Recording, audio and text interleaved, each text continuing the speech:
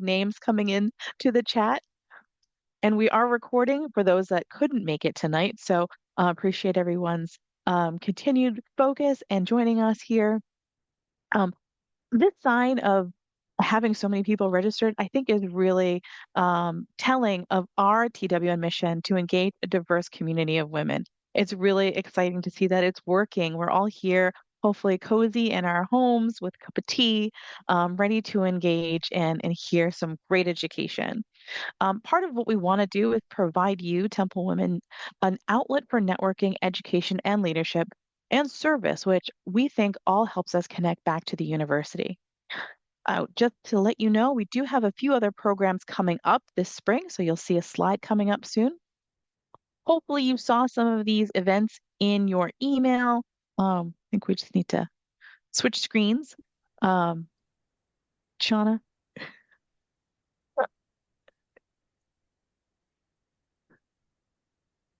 So, upcoming from TWN on April 11th, there it is. We have our service project with Cradle to Crayons. Well, I think that's currently full because we had a certain number that we promised to the organization. We do hope to offer other community events in the very near future. But in the meantime, I encourage everyone to check out the events around Temple May Days, which are April 13th to 18th. It's a whole week long. So please check your email from the TUL alumni office that has the links to everything and ways to register. Yeah, And yeah, last but gotcha. not Okay, least, yeah. Saturday, May 9th is our annual Temple Tea event. So start planning your fashion and get ready for a wonderful brunch and tea service at the Sofitel Philadelphia. I believe registration is going to be opening soon, and this event does sell out, so make sure you register early. It We are is live hoping for now. we are hoping for a few more events in the A warmer warmer months month that will that will be be in person and online. So stay just tuned. But if you want to get involved and help us put some of these things together as a committee member, you'll get some emails from us after this event, and we'd love to be able to connect you with one of our committees. Now, I am so pleased to introduce Alvina Peat that's here with us tonight. I had the pleasure of hearing her at our October brunch and our career panel last fall. And just to introduce you to her, if you don't know her already, Alvina is a career empowerment coach on a mission to help people do the work they desire, dare, and deserve to do. After stepping out of her own comfort zone to launch her coaching practice, she now designs and delivers professional development programs across higher education, pharmaceuticals, financial services, nonprofits, and more. Her signature program, the Emerging Leader Take Control of Your Career, is offered through the University of Pennsylvania's Talent Development Department. She also published a companion book, which I think we'll hear more about tonight, and she's developing a Take Control of Your Career podcast. Alvina is deeply committed to advancing women, volunteering with organizations such as Germantown Academy's Women's Networking Group, the Pennsylvania Conference for Women, WBEC East, and Women's Way. She's a proud Philadelphian and Temple alum and now lives in Lansdale with her husband and daughter. Alvina, thank you again for being here with us tonight. And now I'll turn it over to you. Thank you. Thank you very much. Hi, everyone. I see some familiar faces from past events, and I think I see some new folks. So welcome and thank you for joining us tonight. I'm going to jump right into the presentation, but I want to tell you right off the bat, it is interactive. Get out your pen, get out your notebooks or tablets or journals, and be prepared to do some reflecting because that's what this is all about. So I want to share the screen with you. So bear with me. Make sure I have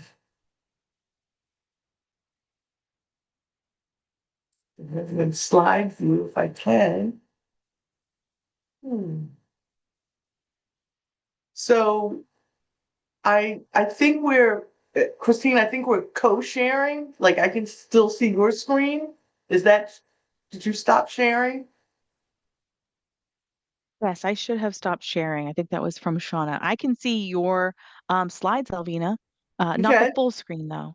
Okay. It won't let me. Okay, here we go. All right. So There it is. as everybody see the full screen now? Good. So as Christina said, this is take control of your career, do what you desire, dare, deserve to do. This is the title of my work, the title of my book. And so what I like to begin with is the 4 pillars of empowerment. So when I designed the program or started this initiative around career empowerment, I really wanted to address the things that I was working on personally, as well as what I was hearing from my community, my network of women, and people that I would just talk to in general about life and especially work life. And so the first pillar that you'll see is I do. And I begin there because it is really about understanding or embracing how good we really are, how great we really are, and all the things that we already do or bring to the table in our professional and work life. So the I do, whenever I'm teaching, speaking, or creating, I really want people to celebrate their strengths, their superpowers, their successes. So that's why the first pillar was I do. The last pillar was I deserve. Because I think that, again, from my experience, what I've observed is that we as women oftentimes put our desires on the back burner to make sure that everyone else is taken care of, everyone else is provided for, everyone else is living their best life or their dream while we support and lift. But little attention may be paid to what it is that we really deserve. And so these were 2 pillars, I do and I deserve, that were very important to me as I thought about what makes us live a more empowered or lead a more empowered professional life. So we're going to talk more about all of the pillars. But the second pillar, I desire. So before we can move into or as we move into the deserve, what I found was what was getting in the way was people didn't have a clear vision for what they wanted. Or they did have a vision, but they were afraid to really assert it. And so I started challenging folks that I coach, and I still challenge them to say, well, what's your heart's desire? And I may have mentioned this in past presentations or talks that you've seen or participated in with me, or if you've read this section of the book. I tell this story of how I was talking with a friend about my next career move. And this was several years ago, and I was kind of contemplating one thing over another. And after about 10, 15 minutes of us going around and around, she said, well, let me ask you something. What's your heart's desire? And that really threw me for a loop because I had never thought about my professional work or in terms of my heart's desire. I thought about, what are my goals? What do I want to achieve? But no one had ever asked me, well, what's your heart's desire? And so that stayed with me. And as I developed the program, I started thinking about the pillar of the desire. Like really get clear on what is it that I really desire at this stage and that means at anybody's stage, whatever stage you're in.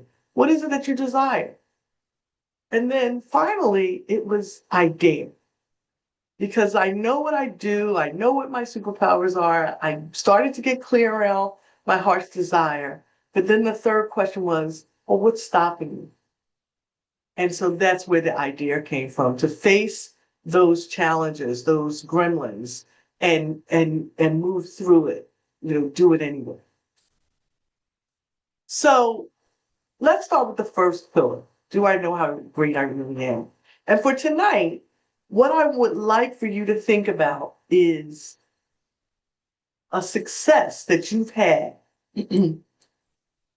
over the past few days, maybe the past few weeks if you will need to go back further. But I want you to think about the successes that you've experienced, or it could be today, before you jumped on this Zoom. Because what we focus on grows. And typically, If you're like me, when you're thinking about a success that you've experienced, you really have to stop and think. You can think of all the blunders you've made. You can think about all the missed meetings, all the dropped calls, whatever it is. They don't leave you. They come back quickly. But when I ask people, well, what successes did you have today? They can't. They can't tell you. So I want you to think about, just going to give you 2 minutes, and I want you to think about a success that you've had today. I want you to type it in the chat. And before you do that, let me just say this. I use the football analogy. Whenever I'm watching my favorite team, the Eagles, play, and I'm new to watching football, and again, some of you may have heard me tell this story. I used to watch it, and to me, they would run for a second or two, and it didn't seem like much was happening, but there was a lot of celebrating. Yeah, yeah, And I'm like, what the heck? They didn't make the touchdown. What is going on? Why are they celebrating? But then I started realizing that you didn't have to celebrate the touchdown, that these men had something, they knew something that I didn't know. You celebrate along the way. You pump yourself up, you get yourself going. You acknowledge what you've done leading up to that touchdown. And you may never make the touchdown, but you've celebrated along the way. And what I find with people that I work with, they will push back and say, no, I can't celebrate. I didn't complete the project yet, or I didn't get where it was supposed to be, or I didn't complete my to-do list. So there's nothing to celebrate. But you completed something on that to-do list, even if it was you responded to one email, or you made a phone call, or you attended a meeting and contributed. So I want to give you, as I said, 2 minutes to just think about the success you experienced over the past few days. Nothing's too big, too small, and don't judge it. And then, for those of you who are so inclined, I'd like for you to type that success in the chat because I want you to want you to reinforce it within you, not for us to see it and judge it, but for you to experience what it feels like to acknowledge your success and write it down. I'll put the timer on. Set timer for 2 minutes.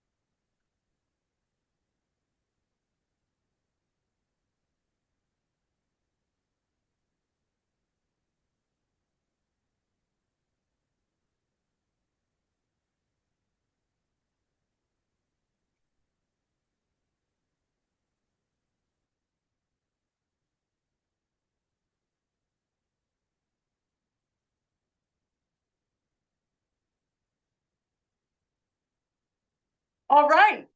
I'm seeing the accomplishments come in. Great, the successes. So my next question,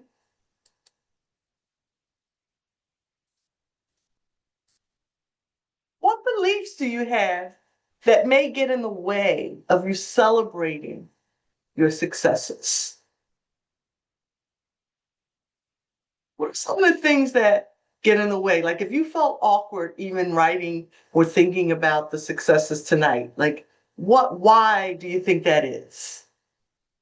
And please, if you want to you can type it in the chat, but I'd love to hear from you if you want to say something out loud.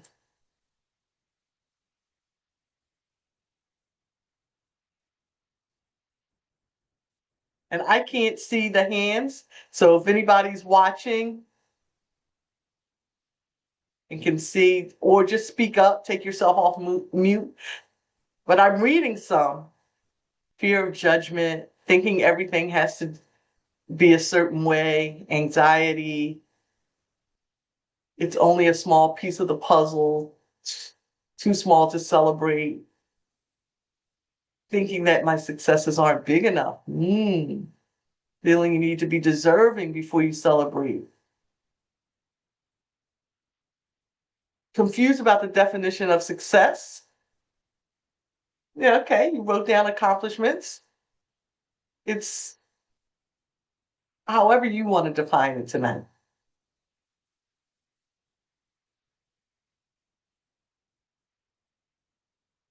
Okay, so I'm going to look at this one. It's just my job. It's not a big deal. That's a good one. How many of you can relate to that comment? Right? It's just our job. We're doing our job. I'm going to tell you one of the reasons why I feel practicing slowing down and honoring your successes is important. Because we all have that time in our careers or in the year maybe where we have to be able to articulate our accomplishments. Maybe it's a year in self-appraisal, maybe it's a job interview, but to be able to really think about what you've accomplished throughout a certain period of time. And a lot of people struggle with that because they don't keep track of or write about or acknowledge their successes, so they can't articulate it.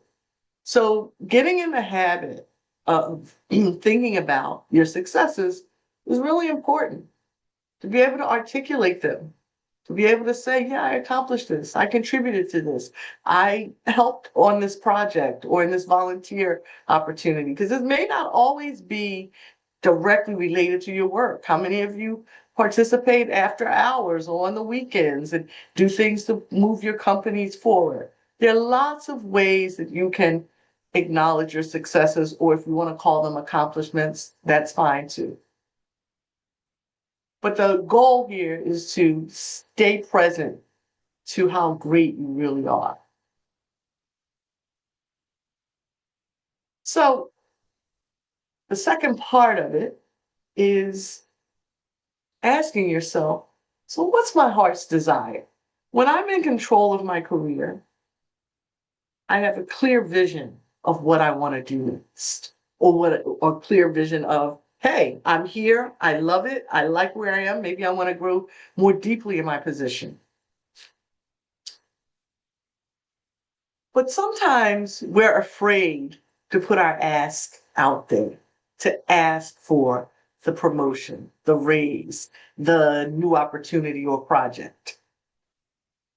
And so people don't know what our heart's desire is, and we haven't really given thought to it.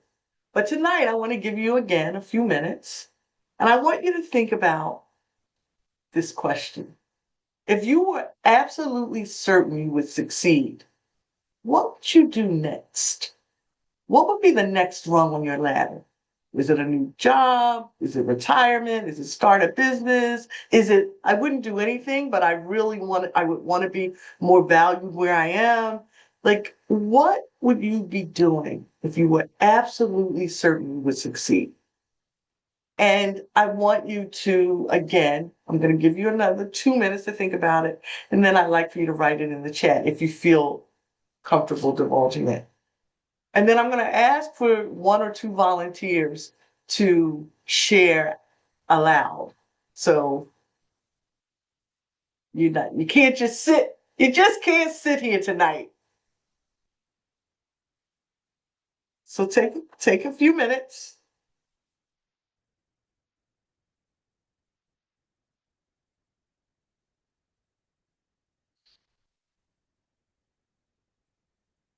If you were absolutely certain you would succeed, what would you do next? Ask for it.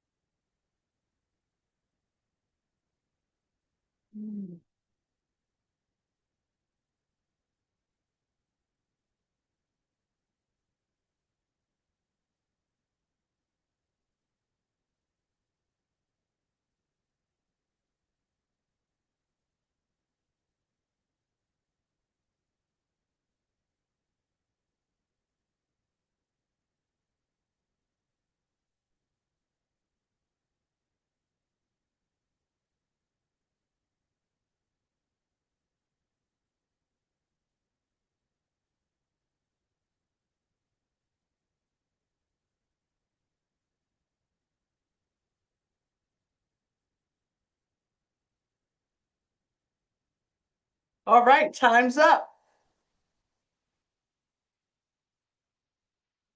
So I see a few of you typed it in the chat.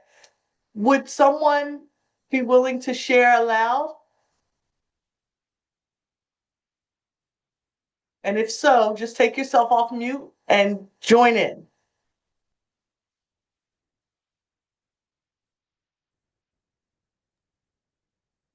Good evening, everyone. My name is Felicia. Um, uh, I'd like to become an elementary school teacher. Um, Beautiful, beautiful. I think that that's something that I would love to do because our children are so honest and innocent. And when you can, I feel like I have a lot to offer children, because children will help me stay young and to build their confidence. And Beautiful. so that's it. I How wish did it, how does it feel to share that? it feels really good. It feels really good to share it.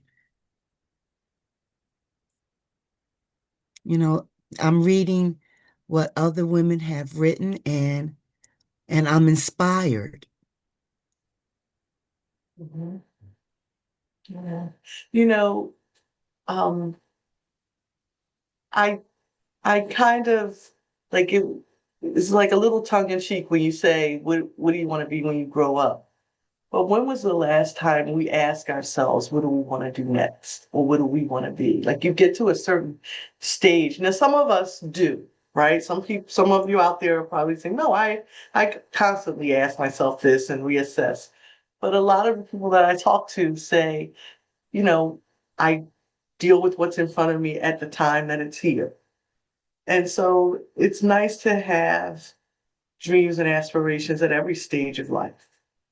And then turning those dreams and those aspirations or your heart's desire into reality. And you all have a wonderful network. Temple's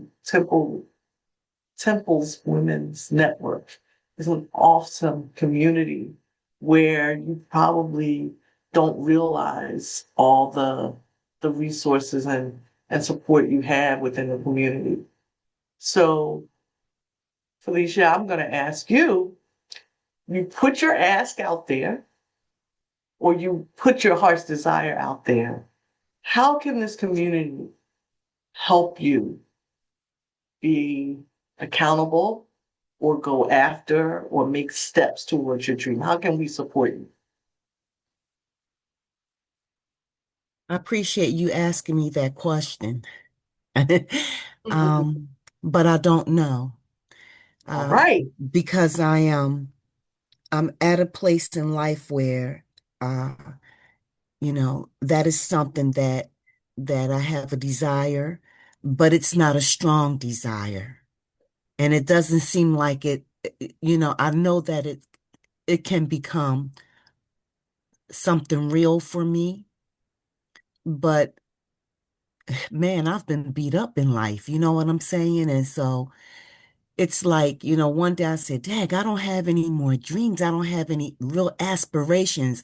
I don't have a drive because, I've become bored with my job in a sense that, you know, it's like I'm pushed aside. It's like I don't matter anymore. So, and today I was evaluating that, trying to give myself purpose. What is the reason for me staying here other than to collect a check? Because I still need that. So I decided, I said, well, I'm gonna come tonight and hear what other women have to say. And, you know, am I in this boat by myself? Mhm. You know? Thank you. Thank you. Is she in the boat by herself? Can anybody relate? Hi everyone. I can relate. My name is Monique. So I am in a interesting spot. I've been in my company for about 10 years, and I think over the last 3 or 4 years have really been met with the hard realization that um I made the wrong choice in the type of company that I chose to align myself with. And just understanding, I always felt like something was off. Um, it felt like I just didn't fit in. And I think it just kind of hit me like, okay, this company is not a reflection of who I am and what I stand for. And because of that, there's just this constant churn. And I really wanted to make sure that, the next company that I join is a reflection of who I am and what I stand for, and is truly interesting to me. And, I just think me putting myself in a situation like that is going to allow me to really thrive. Um, but I've kind of been so beat up in this company that I kind of lost my confidence a bit. So I think over the last few years, I've been kind of reworking my narrative and what I'm telling myself and um, putting myself out there to kind of pursue new opportunities that really push me, that I'm really interested in, not relying on falling back on something just because I've done it for the last 6 or 7 or 8 years. Um, so for me, the next position that I accept, I really want it to make sense. It might not be the exact position, but even if it's the foot in the into the company that I want to join, so that I can kind of make the most of it and get to that position that I'm, looking to achieve. And then, once I get that, it's like, okay, this is going to help me lay the foundation for me to one day start my business. So I think I just had like a identity crisis epiphany. Going to college, thinking I had it all figured out and what I wanted. I just knew that I wanted to be in finance, and now I'm kind of realizing like, oh, I don't think I want to be in finance anymore. So it's like, what does that mean? What does that look like? And I've been really pushing myself over the last couple of months to really get honest about what it is I want. Something that's come up for me very often is even when I was in undergrad, was law school. I thought I wanted to be a lawyer for most of my life. It's always something that keeps coming up for me. So I just spend a lot of time praying on it, thinking on it, and I had this epiphany that I'm so drawn to law and that world, but I never want to be in the courtroom. So I kind of took a second and I was like, okay, well, maybe I'm not going to take the LSAT and go to school for 4 or 5 years and whatnot. So I am pursuing now a master's in legal studies, but it's for me, that is because I want to merge my business acumen with my uh love of law. And I want to take that because what I dropped in the chat is I want to, launch my own business. My business, I want it to be like a melting point of helping other businesses strategize from a business perspective, but a legal perspective as well. So I have this all figured out now, but I just been keeping it to myself.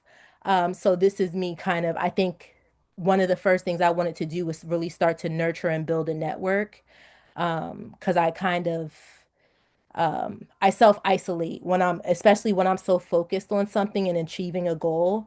I really isolate. And, I think we're all here kind of to level up our career, I believe. This job market has been kind of brutal, and it's discouraging, and it makes us feel like we're in it on our own. But I know that we're all kind of feeling this way too. So I just Great. wanted to share that. Thank you. When you said about feeling like you're alone, we all have those moments, I'm sure, at some, maybe not all of us, but many of us have had those feelings of, am I in this on, no one understands, in this on my own. And again, I'm looking at all of the faces, and some of you not on the screen, but hopefully you are nodding and agreeing, or at least hearing what's being said, because you have a community, you have a network, and you have to work that network. So they will not know that you need them if you don't allow yourself to be vulnerable enough to put yourself out there, to come to the meetings, to use the network and say, listen, this is my ask. Do you know of an organization that does X, Y, and Z? Do you have a contact? Do you have time to listen to my presentation? Do you have time for a walk and talk? I just want to think about this. Yes, I would love to teach. I'm not sure how to begin right now. Do you know anybody? How did you get into it? Like, you have all of this in this community. And which brings me to not my very next slide, but the one after. So bear with me, because I'm trying to see you all and see my screen. And can someone just tell me, by like, say yes out loud if you see this screen right now? Yes. Yeah. Great, great, thank Yes. you. So I have an ask. I always have an ask.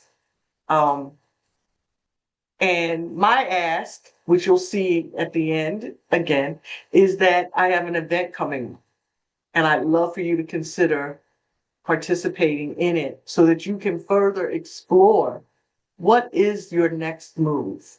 What's getting in the way? So what's your heart's desire, and what's stopping you, and what seeds can you plant? So you'll see this slide again at the end. But you can also go to my website or you can email me directly, and you see my email address at the bottom.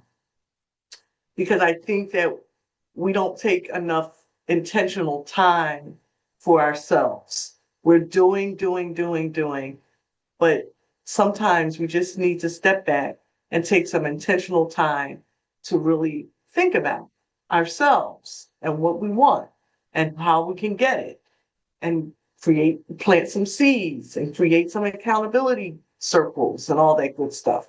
So that's my ask, that you take some time out for yourself and join me on May 2nd.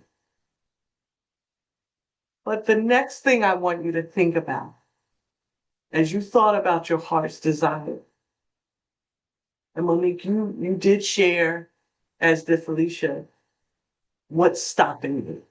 That's the next question. What is that gremlin saying? What frightens you most about moving in the direction or moving towards your vision? Because if you're a little uncomfortable or a lot uncomfortable or very, very frightened, that's all normal. If you're not frightened, but there's something else that's getting in the way, maybe responsibility, maybe there's something that you feel that if the timing isn't right, I want to give you again about 2 minutes to just think about what are some of the things that get in the way of you moving towards your heart's desire. As you're thinking about them, please again, jot some of them in the chat, and maybe one or two of you who haven't spoken yet will share. What frightens you? What frightens you most?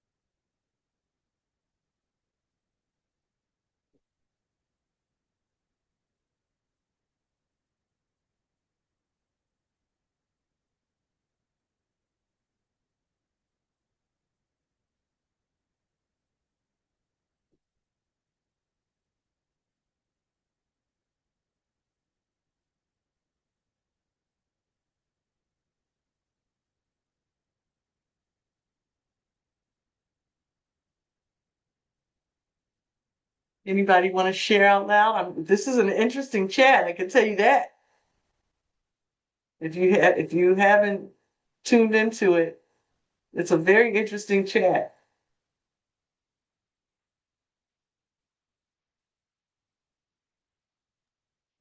Good evening. I'm Pamela. I'll share. I put self because sometimes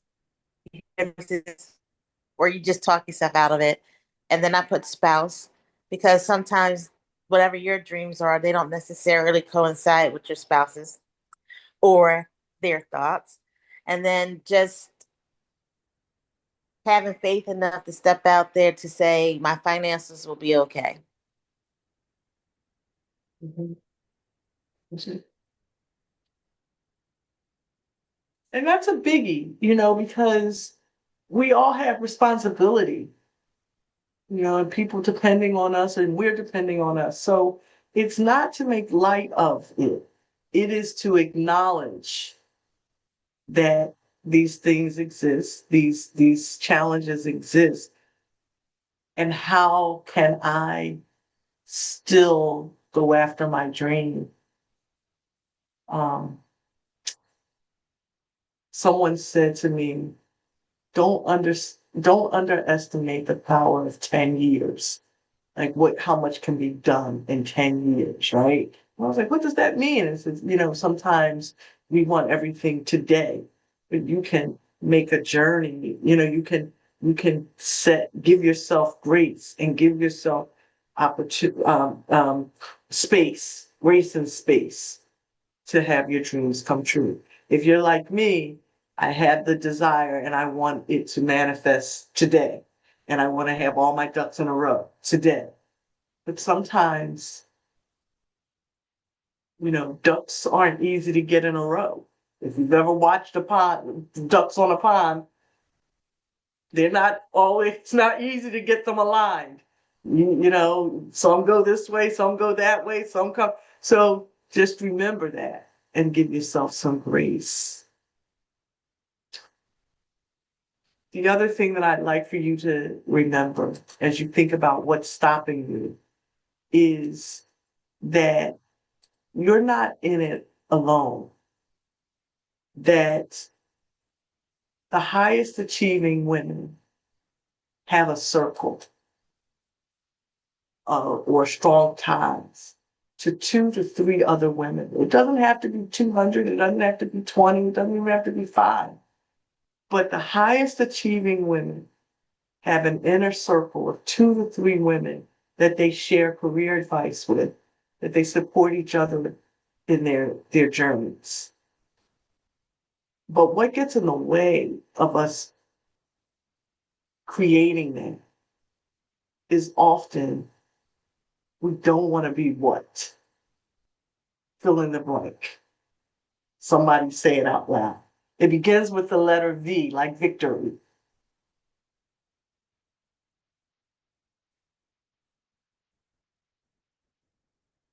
It's hard for us to be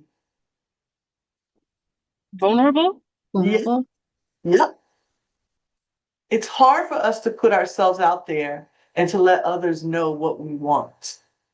And I saw it in the chat. I don't want to be judged. I don't want to be judged. It came up a few times. So we try to figure it out ourselves. We try to go it alone. Not everyone, again. I speak sometimes in general terms, but I recognize that we're all individuals. And some people have this circle already. Others don't, not because they don't want it, but because they are afraid to be vulnerable. And so I encourage you to think about who can I share career advice with? And not only go to them for advice, but who also looks at me as someone who adds value and can help them create clarity in their lives. I say, you have a network. You may not be all 87 people on the line tonight, but there may be 2 or 3 people. Maybe you came with someone, maybe you come to more events, and you again put your ask out there. How many of you, and you don't have to answer this question, but how many of you have gone to the tea and had a great time, but walked away with not connecting with other people?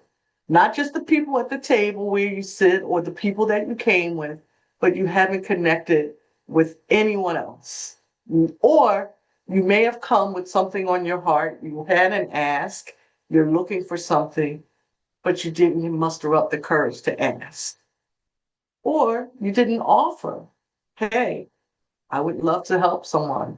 If you have a question or you have a challenge, a career challenge, I'm here. Creating that network, creating those strong ties take work. And so things like the tea are not just there for us to, put on our beautiful hats and dresses and clothes and suits and whatever else we're going to wear. But it's an opportunity to connect and to network and to put your ask out there. What's your reaction to what I just said? Let me look in the chat. Let me see.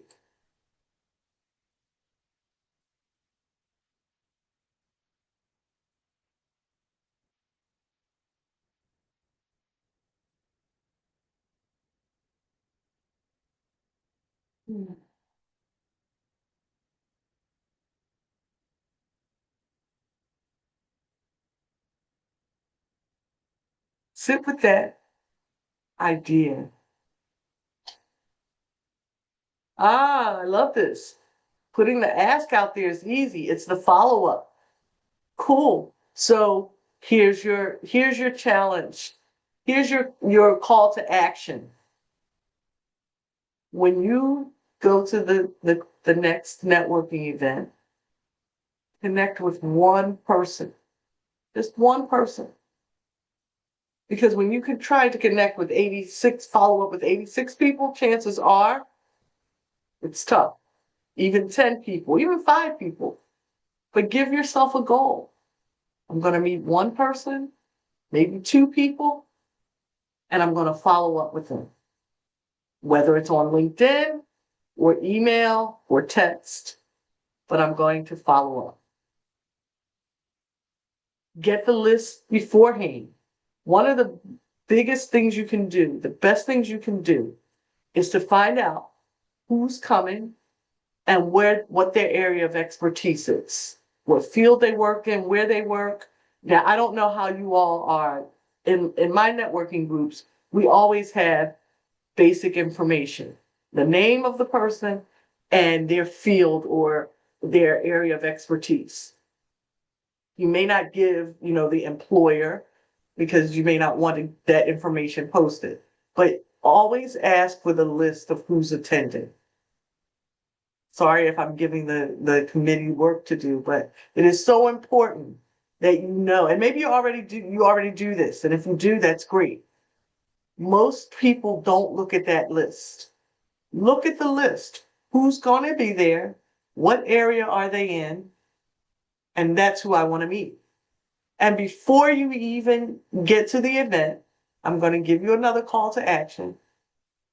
Send them a LinkedIn message. So anybody who doesn't have a LinkedIn profile, I strongly advise you to get one and stay active on it. And by active, I mean at least once a week, check it out. I don't mean every day if that's not your thing. But send that person a message. Hey, I see you're going to be at the Temple Networking brunch or tea or the Cradles for Crayons or wherever your Cradles to Crayons. I'd love to connect with you, and here's why. I'm interested in pursuing my degree or to work as a teacher or a teacher's assistant to test the waters.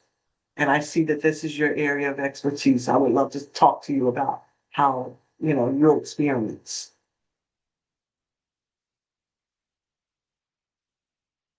Okay?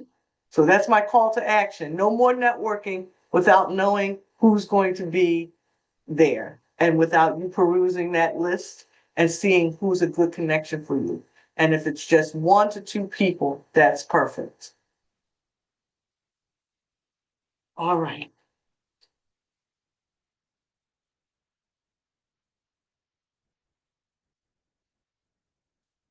I want to close with success begins in your mind.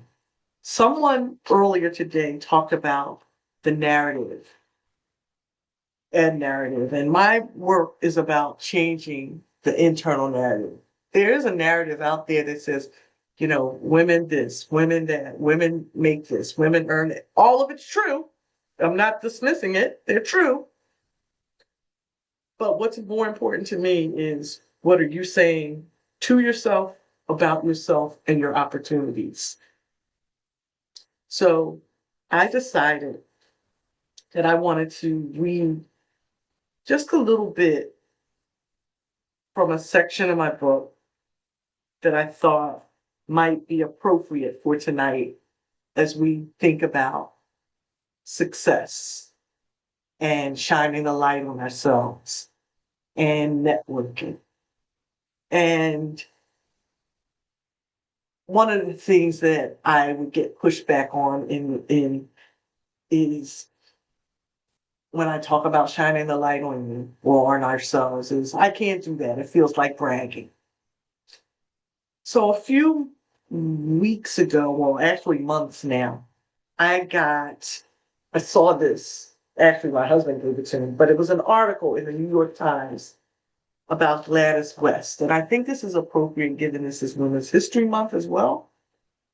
But what struck me was it said Gladys was the unsung figure in the development of the GPS. And so I'm not obviously going to read this whole thing to you, but I'm going to read to you things that stood out for me.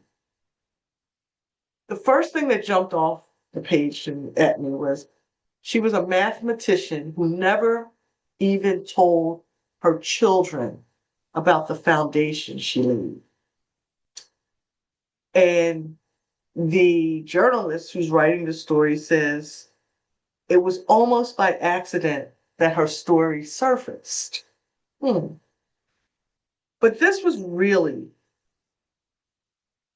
eye-opening when they asked Miss West a question about her life.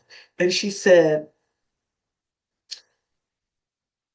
it says, Dr. West had never even spoken about her job to her children. For one thing, the work was classified. Even as GPS devices emerged in the early 1990s, she was of the generation of women who didn't brag about their careers, however interesting they might have been. So I want to read from my book a section about I can't do that. It feels like bragging, and other mindsets to dismantle. After 2 years of sitting in my cubicle doing my job and hoping that a change would come, I had an epiphany. I had to be the change to achieve the change. I had to take control of my career. I could no longer sit by passively and expect to be noticed. A great opportunity was just waiting for me to claim it. I could feel it. I needed to let someone know that I had more to offer. So after weeks of playing out the scenario in my mind, I got up and I walked over to my manager's office. And although her office was only a few steps away from my cubicle, it felt like she was miles away. I tentatively poked my head through her open office door and asked, "Hi, do you have a few minutes to chat?" Prior to this, Carol and I had only shared a few pleasantries. A cordial good morning was spoken here and there, but there was as far as our conversations ever went. You see, I had a direct supervisor. I knew that in this case, I had to break the chain of command. My supervisor was not the person who could help me in this situation. My gut was telling me that if I wanted to change my work life, I had to take the risk of going over my supervisor's head. I must admit, I have the gift to gab, and I'm rarely short for words. So when Carol said, "What's up?" I was off and running, and I began telling her about my background and degree in computer science. And back then, that's what we used to call IT, or information technology. I spoke about my interest in using my IT skills in a way that could better serve the organization. I went on to say, if there's ever a special project or opportunity to assist the department or company using my computer skills, I hope you will consider me. Notice what I did. If there's ever a way that I can use my skills to assist the department, yes, it's not bragging when you're offering to use your skills and talents in a way to serve the company. Shining your light on you will, while making the company shine, is a win-win. So Carol thanked me for coming to see her, and she assured me that she would give our conversation some thought. But I never imagined in just a few short months after my talk with her, my life would permanently change. One evening while I was home feeling a bit low, I answered the phone. On the other end, my supervisor said, "Hello, Alvina. I'm sorry to bother you at home, but Carol asked that I give you a call. She told me that she had a conversation with you and that you shared with her your technology background." Uh-oh, I'm in trouble was my first thought. I'm going to be fired while I'm out on personal leave. I remained calm and I just answered, "Yes, I did speak with her a while ago, but about my experience with computers." My supervisor went on to say, "Carol asked me to call you to see if you would be interested in working on a short-term project.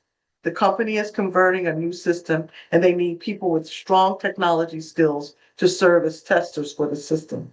There may be even an opportunity for testers to provide employee training. Does this sound like something you would want to do?" I was elated. And I said, yes, I would love the opportunity. And this was the beginning of so many other beginnings. 30 years have gone by since that fateful meeting with Carol, yet I still look back on the risk I took to speak up, knowing that step was a very important move along my professional journey. I am reminded that sitting at my desk, doing a great job, was not enough. I had to shine the light on my abilities. I had to let people outside of my day-to-day job know I existed. I challenge you. I implore you. Let them know you exist. Put your ask out there. The best thing that can happen is you get a yes. Thank you.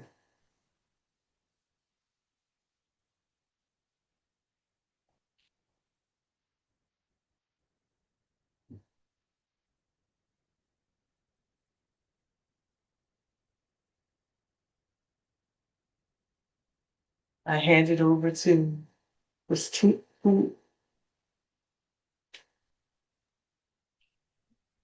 Well, thank you, Alvina. That was incredible again, and so glad you were here. There was a lot of conversation happening in the chat. So, Jessica, did you catch any questions from the audience that we could ask Alvina? Yeah, I caught some questions. They may be kind of kind of hypothetical questions, but also very interesting to ponder anyway. Someone asked about pivoting if they've been in a certain field for a very long time, so we can start with that. And do you have the question, like what, is there a specific question or is it the fear of pivoting or what do you, It's more so a how to. how to pivot? Yeah, how can I pivot away from my 40-year entertainment career because the employment prospects are so bad?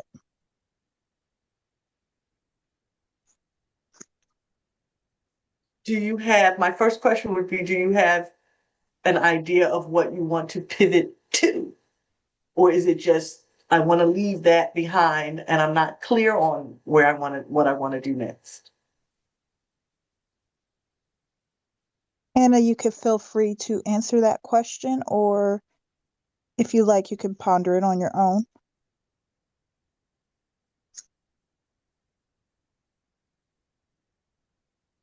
If they're still there and they want to just speak up. Yeah. Pivot is, one of those words that really came out of the pandemic. Pivot, pivot, pivot, pivot. It was like, oh my gosh, if I hear that one more time. It's not always easy to pivot, right? Because you need to know where you're going. You need to have an idea of what you want. And if you don't know what you want, that's information for you.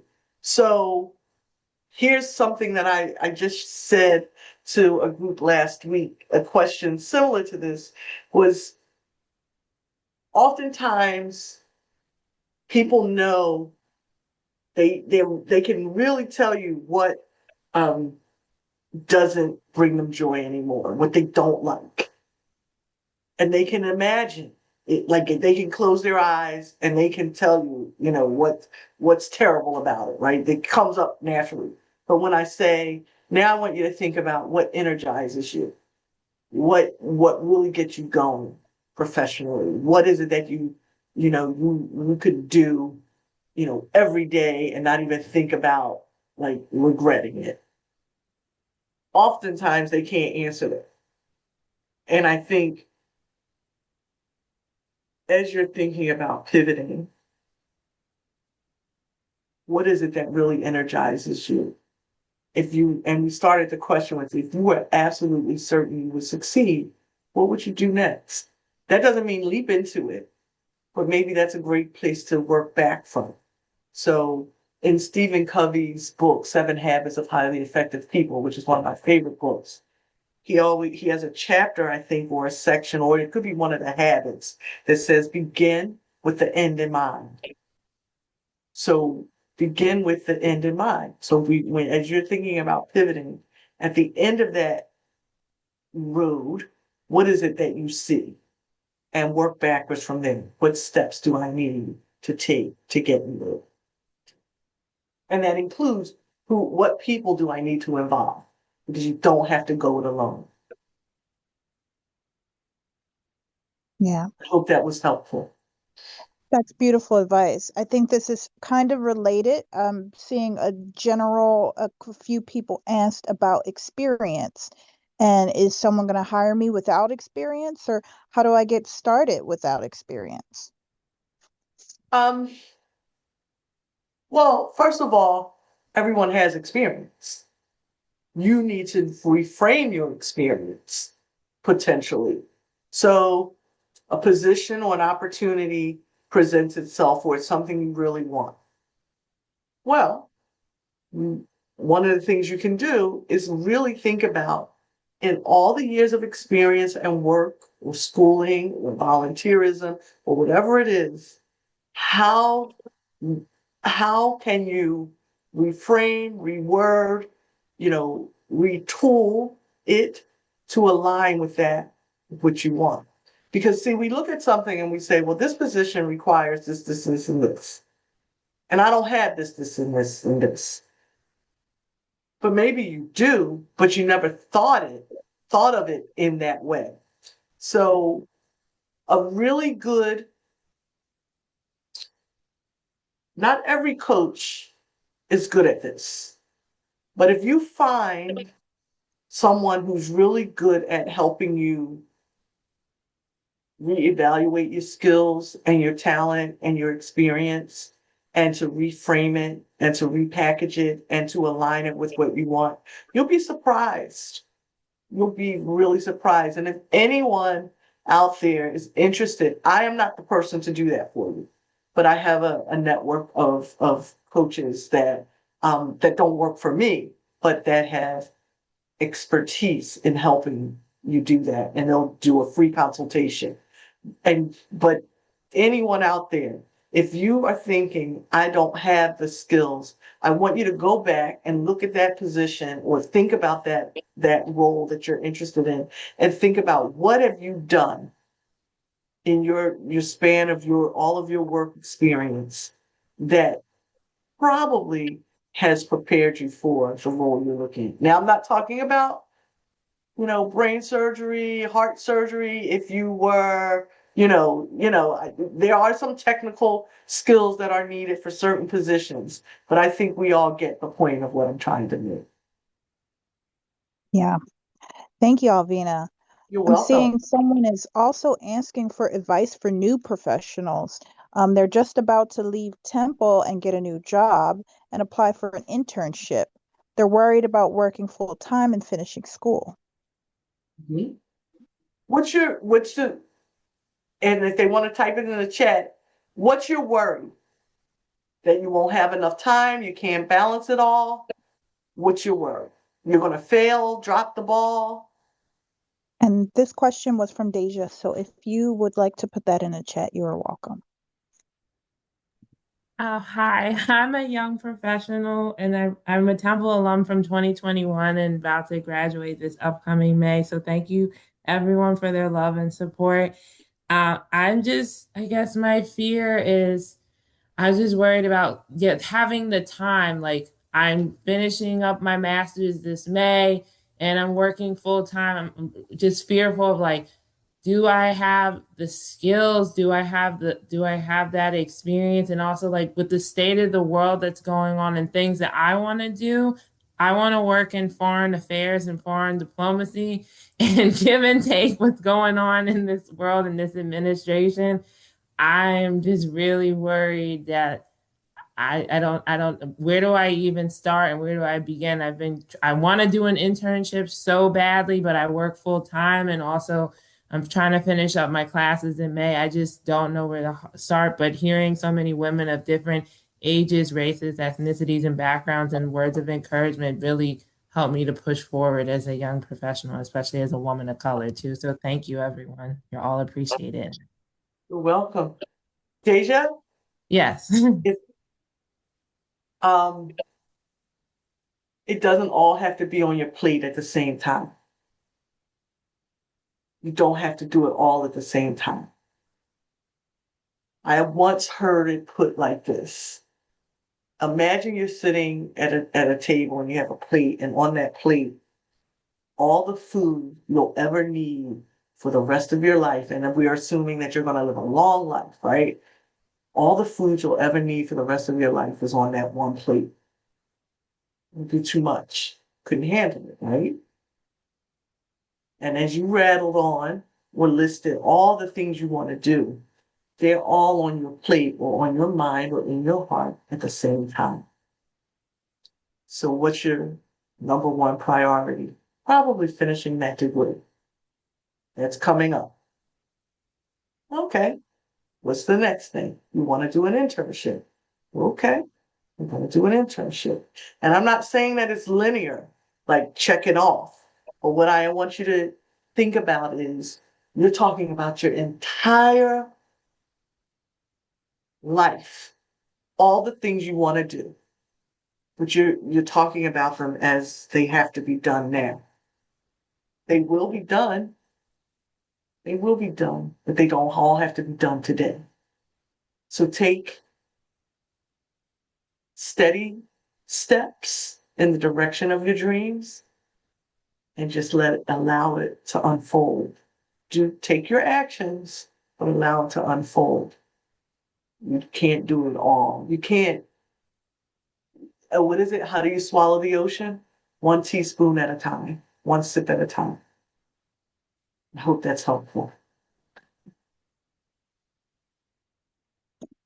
Thank you, Alvina. I know we're about out of time, but I did want to address Anna did get back to us about the pivoting, and it's difficult for her to know where to move next when she doesn't want to pivot. She has various interests, and she believes that her age may not be on her side for hiring these days because she is 68.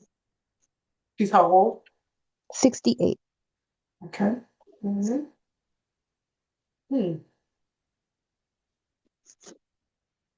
Well, from one 60 something to the other 60 something, you all remember, many of you might remember this. When we were together a few months ago, I had an ask. And the ask was that I wanted to work part time in career services doing coaching for professional students, right? Professional graduate students and higher.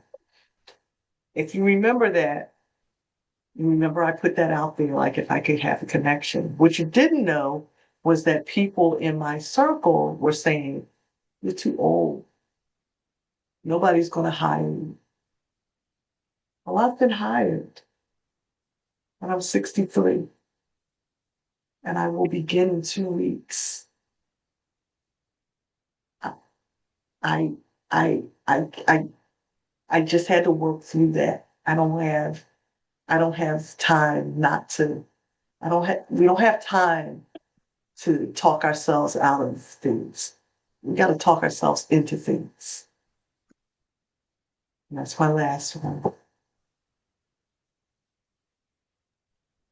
Thank you, Alvina. Did you want to provide email or any other insight for anyone who Sure. has further questions? So I'll put this slide back up, but my email address is at the bottom, alvina@alvinapeat.com. You can please email me, put in the subject, want to continue the conversation. Even if you don't want to come to the retreat, I don't want you to feel pressure to come to the retreat. I want you to come to the retreat if you feel that it is of value to you or something you need. But you want to continue the conversation, you just want to pick my brain or just have me be a sounding board, please email me at alvina@alvinapeat.com. And if you know of any other groups that would benefit from spending time with me, I'm always open to that. Hi, this is Jennifer Kabir. I was wondering if it's okay if we share the retreat date with more people. Yes, that's okay. Please. There's no cap on amount of people that can attend. 20.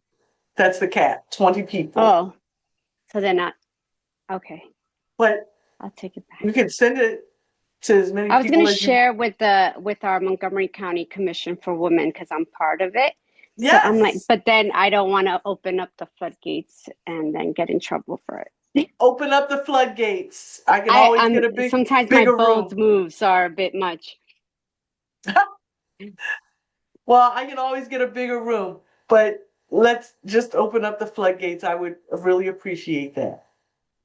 Hi, Alvina. This is Linda. What's the price? I have two questions for you. One, you mentioned if you're pivoting and you're really